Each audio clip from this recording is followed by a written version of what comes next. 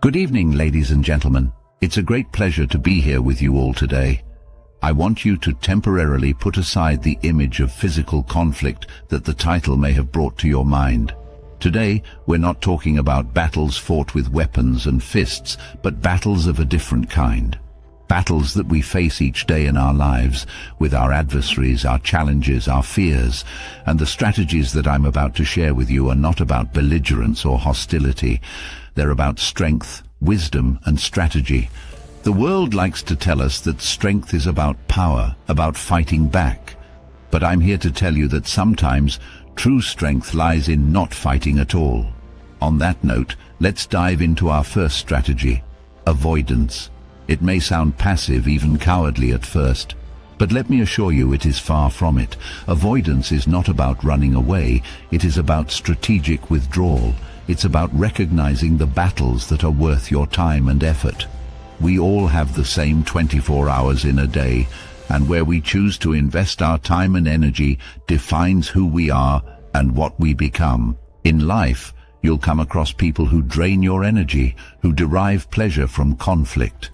It's easy to get pulled into their negativity, to let it consume you. But that's where you need to make a choice to maintain peace, to prioritize your well-being, to avoid unnecessary battles. Because not every battle is worth fighting, not every enemy deserves your attention. And when you make this choice, when you embrace avoidance, you preserve your energy for the battles that truly matter. But what about the battles that can't be avoided? That brings me to our next strategy, knowledge. The power of knowledge is undeniable. The more you know, the better equipped you are to handle any situation. And in this context, the knowledge of your adversary is your biggest weapon. By understanding your adversary's strengths and weaknesses, you're not only preparing yourself for confrontation, but also gaining a competitive advantage. Imagine a chess game. Each piece, each move, each strategy is analyzed to the finest detail. The player spends hours, even days, studying the game, the opponent's style, the potential threats and opportunities. And this is not a process restricted to just chess. It applies to every battle, every situation where you face an adversary. Understanding your enemy's motivations, their strategies, their mindset can give you an edge over them. It's not about exploiting their weaknesses or fears. It's about understanding them better and, in turn, strategizing your moves more effectively. Knowledge also breeds empathy. It allows you to understand where your adversary is coming from, why they act the way they do. And sometimes this understanding can turn enemies into allies, adversaries into partners. It's when we stop seeing people as just enemies and start understanding them as humans with their own set of fears and motivations that we truly begin to grow. Remember, gaining knowledge requires patience. It's a process, and often a slow one. You'll need to observe, to listen, to analyze. But as you do, you'll find yourself becoming more aware, more understanding, and ultimately more prepared for the battles that life throws your way. Friends, the power of avoidance and knowledge are immense. They offer you a path of peace, a path of understanding. They allow you to navigate the difficulties of life with grace and wisdom. And as you embrace these strategies, you'll find that you're not just destroying your enemies, you're transforming them. You're transforming your relationships, your experiences, your life. But the journey doesn't end here. There are more strategies to explore, more wisdom to uncover. So join me as we delve deeper into this journey, as we uncover more ways to handle conflict and opposition effectively in our daily lives.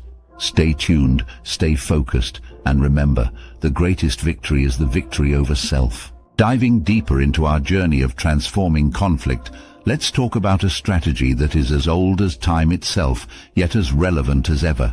Ladies and gentlemen, I give you divide and conquer. The idea here is not to create conflict for the sake of it, but to strategize in such a way that your enemy's unity is disrupted.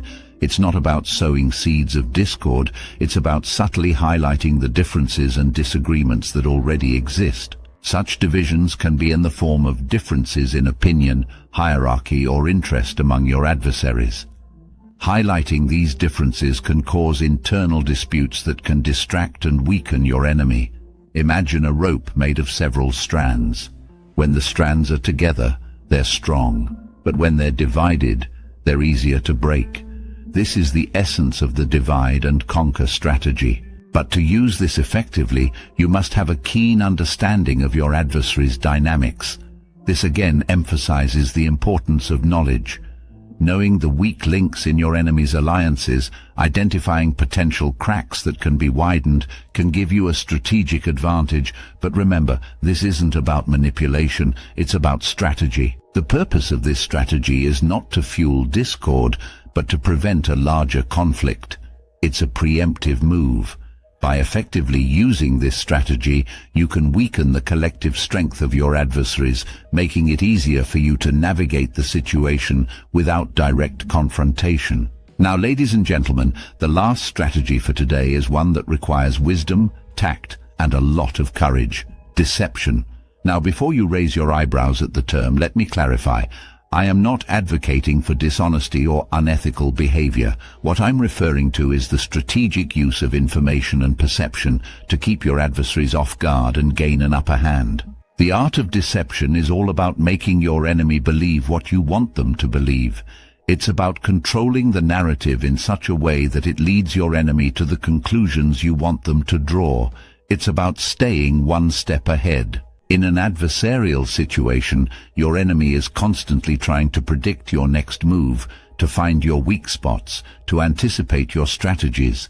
Deception is your tool to keep them guessing, to keep them off balance. It's your way of controlling the game, of staying in control. Consider the game of poker. A good player doesn't win by just having good cards. They win by making others believe that they have good cards.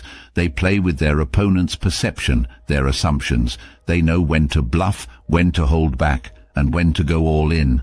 This, my friends, is the art of deception. Remember, these strategies are not about spreading negativity or causing harm. They're tools to help you handle conflict in a more effective way.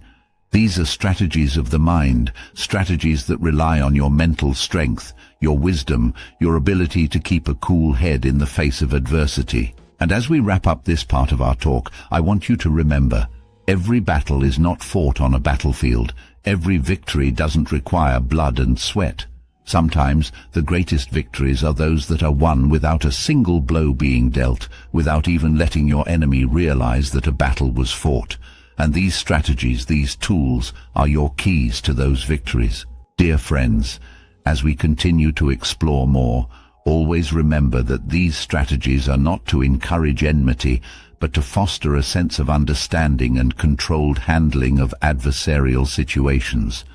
After all, the true essence of victory lies not in defeating your enemy, but in overcoming the conflict within and around you.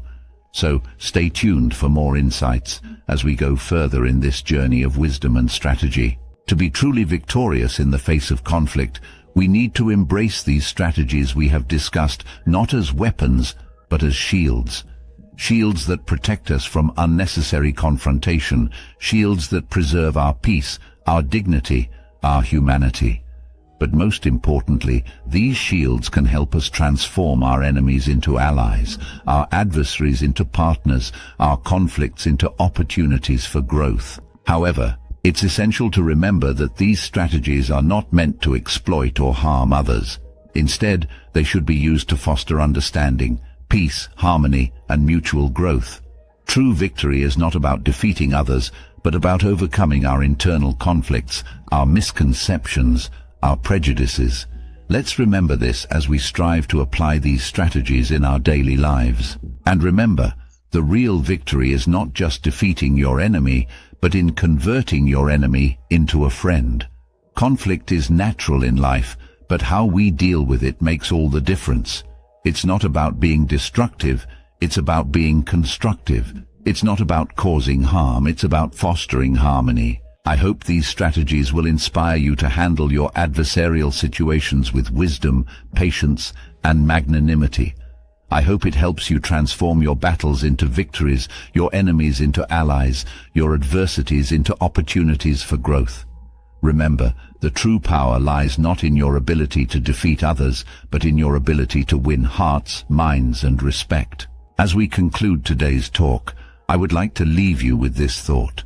Success is not just about winning battles, it's about winning hearts. It's not about defeating others, it's about overcoming our own weaknesses, our own prejudices, our own ignorance. So let's strive to be not just victorious, but also wise, compassionate, and respectful. Let's strive not just to win battles, but also hearts. Ladies and gentlemen, I hope you found this talk enlightening and helpful. If you enjoyed this video, please hit the like button and subscribe to our channel. Your support is what motivates us to keep creating more such content for you.